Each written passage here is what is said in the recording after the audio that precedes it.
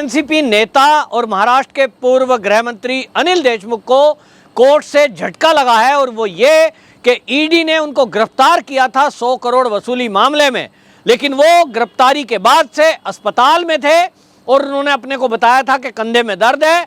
ED को जो सवाल के जवाब चाहिए थे वो नहीं मिले थे, लेकिन अब सीबीआई ने उनकी कस्टडी मांगी है और वो मामला अलग है, मामला उघाई से जुड़ा हुआ है। लेकिन सचिन वजह के मामले में वो परमवीर सिंह जो कि पूर्व कमिश्नर थे मुंबई के, उन्होंने एक एप्लीकेशन सीबीआई को दी थी और उन्होंने आरोप लगाया था कि अनिल देशमुख अपने कर्मचारियों के जरिए, पुलिस के जरिए 100 करोड़ रुपया महीना इकट्ठा करवाते थे। बार, रेस्टोरेंट और जो ऑर्केस्ट्रा हैं उन सेंटरों से पैसे इकट्ठे होते थे, पुलिस पैसा इकट्ठा करती थी, सचिन वजह उसमें लगे हुए थे और ये था सब कुछ 1 करोड़ रुपए हर महीने इकट्ठे करने का लक्ष्य। और इस तरह से आरोप लगाया कि ये जो भ्रष्टाचार है 400 करोड़ से ऊपर का है। ये जो आरोप लगाए गए थे परमवीर सिंह के द्वारा, जो लिखित में एप्लीकेशन सीबीआई को दी गई थी, उसी मामले में अब सीबीआई ने एक्शन लिया, कोर्ट में एप्लीकेशन दी और इनकी कस्टडी मांगी। हालांकि जो अनिल देशमुख है उनके वकील ने काफ़ी दलीलें दी कि इस मामले में बातचीत हो चुकी है, सवाल जवाब हो चुके हैं, लेकिन भाई वो ईडी से हुए थे। सीबीआई के वकील ने कहा कि अभी हमको पूछताछ करना बाकी है, क्योंकि अनिल देशमुख से ही जुड़ा हुआ है सचिन वजह से ही जुड़ा हुआ है मनसुख हिरेन जिनकी हत्या हुई, और उन्हीं से जुड़ा हुआ है एंटीलिया मामला, उन्हीं से जुड़ा हुआ है जिलेटिन की छड़ें। तो हमें पूछना है कि उघाई का ये जो सारा मामला है, क्या इस तरह से पुलिस, जिस तरह से वो मुकेश अंबानी को डरा धमका कर एक फर्जी केस बनाना चाहती थी, क्या इस तरह से भी पुलिस वालों ने और उद्योगपतियों से उघाई की है, ये पता लगाना है। इस मामले में जो अनिल देशमुख के वकील हैं उन्होंने फिर से ये कहा कि भाई कंधे में दर्द है, बंदा हॉस्पिटल में है, तो क्या करें। सीबीआई के वकीलों ने यह भी कहा कि अब हम डॉक्टरों के पैनल से बात करेंगे, कंधे के दर्द में कौन आदमी हॉस्पिटल में भर्ती रहता है। सीबीआई ने दलील दी कि यह केवल एक बहाना है जांच से बचने के लिए, और उस सारी बातों को, दलीलों को सुनने के बाद कोर्ट ने बाकायदा सीबीआई को कस्टडी दे दी। यानी अब अनिल देशमुख से सीबीआई पूछताछ करेगी। सीबीआई ने यह भी कहा था कि हमको कुछ टेक्निक आजमानी है। अब आप जानते हैं टेक्निक आजमाने का मतलब कई तरह का सीबीआई का अपना तरीका होता होगा, मैं नहीं जानता, लेकिन उन्होंने कहा कि हमको इसको दिल्ली ले जाना है। दिल्ली जो हेडक्वार्टर है उसमें कुछ टेक्निकल चीज़ें सीबीआई के पास होती होंगी, लेकिन इसको लेकर के ऑब्जेक्शन किया गया तो कोर्ट ने ये कह दिया कि ठीक है भाई, आप दिल्ली मत ले जाइए, महाराष्ट्र के अंदर ही पूछताछ करिए। तो आपको बताएं, सारे मामले में 11 अप्रैल तक अनिल देशमुख की कस्टडी सीबीआई को मिली है।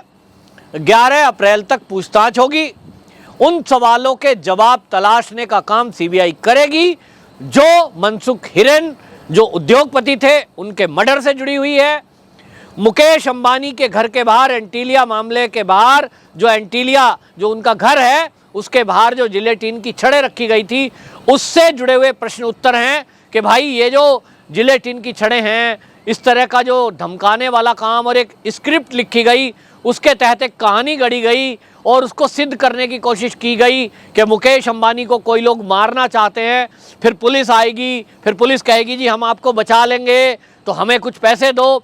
क्या इस तरह का कोई मामला, ये गढ़ने का काम, ये करने का काम पुलिस कर रही थी? ये सब मामला है। आपको यहाँ ये भी बता दें कि एक तरफ सीबीआई को कस्टडी मिली अनिल देशमुख की, दूसरी तरफ जो शरद पवार हैं वो देश के प्रधानमंत्री मोदी जी से मिलने गए, फोटो वायरल हुई और सवाल मिलने का यह है कि वो कह रहे थे कि संजय राउत की जो ईडी ने संपत्ति जब्त की है इस बारे में बात करने गया था। लेकिन जो महाराष्ट्र के नेता हैं बीजेपी के, वो तो सीधा सीधा कह रहे हैं कि ये और कुछ नहीं, शरद पवार जी केवल इसलिए गए थे कि मैं ना फंस जाऊं, क्योंकि तार कहीं ना कहीं शरद पवार जी तक जुड़ते दिखाई दे रहे हैं। कंफर्म नहीं है, लेकिन एजेंसियां मान रही हैं कि यदि उनकी पार्टी का एक व्यक्ति जो उनके कहने पर ही गृह मंत्री बनाया गया हो, और वो पार्टी के प्रमुख हैं। तो ऐसा कैसे हो सकता है कि 400 करोड़ का मामला चल रहा है उगाही का और उसमें वहां हिस्सा ना पहुंचाओ? और ये आरोप और किसी ने नहीं, सचिन वाजे ने लगाए कि मैंने अपना सस्पेंशन कैंसिल करने के लिए 2 करोड़ रुपए अनिल देशमुख ने मांगे, उसमें से यह भी कहा था कि शरद पवार जी को भी देने हैं। तो सारे मामले में कहीं ना कहीं लड़ाई में इसमें कहीं ना कहीं इसमें जुड़ता हुआ तार तो दिख रहा है। लेकिन ये क्या बयानबाजी करते हैं? संजय राउत का बयान देख लो, जितना भी वो कहेंगे मुझे तो सरकार गिराने के लिए दबाव बनाया जा रहा है। मैं सरकार नहीं गिरा रहा, मैं बोलना बंद नहीं हो रहा, इसलिए सरकार धमका रही है। ये जो सरकार है केंद्र में, ये जबरदस्ती हमको ब्लैकमेल कर रही है। शरद पवार के बयान देख लो पिछले, वो भी यही कह रहे हैं सरकार हमें, केंद्र सरकार एजेंसियों का दुरुपयोग कर रही है। अब सवाल ये है कि अगर शरद पवार जी, संजय राउत जी और इनकी पूरी उद्धव सरकार की महाविकास अघाड़ी अगर ये कहती है, उनका ये मानना है कि मोदी सरकार, केंद्र सरकार दुरुपयोग कर रही है एजेंसियों का और उनकी सरकार गिराना चाहती है, उनको बदनाम करना चाहती है, तो भाई ये किसके कहने पे हो रहा है? अगर आपके आरोप सही है तो मोदी जी को मोदी जी की कंप्लेंट करने गए शरद पवार।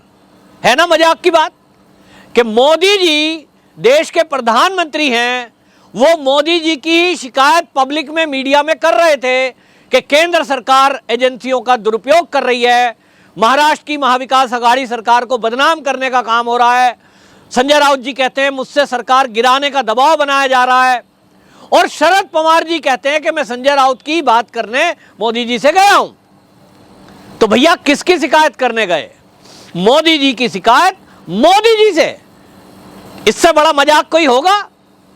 तो महाराष्ट्र के नेता ये कह रहे हैं बीजेपी के कि ये वाकई में ये लोगों को मूर्ख बनाना है। असली बात ये है कि जब सीबीआई कोई जांच करती है तो वो पूरे तार खंगालेगी, और मामला हत्या से जुड़ा हुआ है, मामला मुकेश अंबानी से जुड़ा हुआ है, मामला उगाही का है। याद करिए, ईडी जो गिरफ्तारी करती है वो संपत्ति की जांच करती है। संपत्ति जहां जहां है वो संपत्तियां जब्त कर देगी। आपके पास जवाब नहीं है, संपत्ति जब्ती जरूरत से ज्यादा मिली, हिसाब किताब नहीं दे पाए, जेल जाओगे। लेकिन सीबीआई जब मामले की जांच कर रही है, वो मामला एक व्यक्ति की हत्या से जुड़ा है, मामला एंटीलिया में जिलेटिन की छड़ें रखने से जुड़ा है, जो मामला एनआईए भी जांच कर रही है। इसका मतलब यह है कि यह मामला ज्यादा गंभीर है। यह मामला रिश्वत का है, यह आम मामला नहीं है। किसी एक बार मालिक ने, किसी एक रेस्टोरेंट के मालिक ने, यदि किसी ने यह कहा, और उसमें सीबीआई करेगी इस काम को, यदि किसी ने कहा कि हाँ मैंने पैसे दिए थे, फला कर्मचारी लेके गया था, उस कर्मचारी को पकड़ा, उसने कहा मैंने दिए थे अनिल देशमुख को, और अनिल देशमुख जी ने अगर कह दिया मैंने दिए थे शरद पवार जी को, कोई तो सबूत रखे होंगे। अगर ये सीबीआई को क्लू मिला और नाम शरद पवार जी का आया तो पक्का जान लीजिए सीबीआई अगली गिरफ्तारी फिर शरद पवार जी की कर सकता है, क्योंकि जिन जिन का नाम आएगा उनसे पूछताछ तो की जाएगी। अगर सीबीआई को सबूत मिलते हैं तो गिरफ्तारी भी होगी। बस यही मामला है मोदी जी से मिलने का। अनिल देशमुख की जो कस्टडी है, अभी तक ईडी के शिकंजे से बचने के लिए वो बीमारी का बहाना करते रहे। बहाना मैं इसलिए कह रहा हूं, वो सीबीआई ने कहा है। लेकिन अब जो कस्टडी मिली है, सीबीआई के पास वैसे तरीके हैं कि वो जानती है किस आदमी से कैसे चीजें उगलवानी है। तो ये माना जा रहा है कि अनिल देशमुख, जो कि ये सोच रहे होंगे कि तुम तो एनसीपी के बड़े लीडर हो, शरद पवार जी से बड़ी निकटता है, और ये जो है यूं ही 2-4 दिन में, 2-4 घंटे में छूट जाऊंगा। अभी तक तो ऐसे ही होता था, कोई बड़ा लीडर पकड़ा जाए 2-4 घंटे के अंदर उसको जमानत मिल जाती थी, एजेंसियां सेटअप हो जाती थी। जब मामला 100 करोड़ का हो तो 100 करोड़ तो 1-1 करोड़ 100 आदमी में बांट दो तो बहुत हो गया। 1 करोड़ रुपया बहुत होता है भाई नौकरी पेशा वाले के लिए। लेकिन आज की डेट में जो केंद्र में सरकार बैठी है, ये बदलता हुआ देश, बदलता हुआ भारत है। 2014 के बाद में सेटलमेंट नाम शब्द ये हट गया है सरकारी कर्मचारी की डिक्शनरी से। जो नहीं हटाता है वो जेल की सलाखों के पीछे खुद चला जाता है। मोदी सरकार ये दिखा रही है, 2014 से चल रहा है कि घोटाले घपलेबाजों को केवल एक ही स्थान है, जेल। कोई मंत्रालय चला जाए, कोई प्रधानमंत्री से बात कर ले, कोई सेटिंग नहीं हो सकती। और सरकारें होती तो जहां 400 करोड़ की उगाही का मामला दिखाई दे रहा है, मंत्री का मंत्रालय जा रहा है, जेल में बंद है, भैया 400 करोड़ में 200 करोड़ भी दे देता वो, और 400 ही दे देता, कह देता मोदी जी पकड़ो 400 करोड़, मेरी जान बख्श दो। पहले की सरकारों में तो ऐसा होता रहा है, पैसे दो और छूट जाओ। बड़े बड़े नेता जेल गए नहीं। ये तो मोदी सरकार आई है तो ये मंत्री संतरी सब जेल में जा रहे हैं। और अगर कोई ये सोच रहा है कि वो मोदी जी से बात करके और सेटिंग कर लेगा, तो अमित शाह गृह मंत्री और मोदी जी को कहीं वो इस तरह से प्रभाव में ले लेगा या रिश्वत ऑफर करके मुद्दों को डिसॉल्व करा लेगा, तो वो उनकी भारी भूल होगी। मोदी जी की कार्यशैली वो देख रहे हैं जब से वो गुजरात के सीएम रहे, और वहीं उनके साथ से वो अमित शाह हैं। ये दोनों लक्ष्मण और राम की जोड़ी है। ये किसी के बहकावे में नहीं आनी, ना दबाव में आनी है, ना सेटलमेंट में आनी है। इसका मतलब ये हुआ कि अनिल देशमुख की मुश्किलें जो बड़ी हैं वो लगातार और बढ़नी है, और अभी बड़े नेताओं के तार भी जुड़ते दिखाई दे रहे हैं। वंदे मातरम।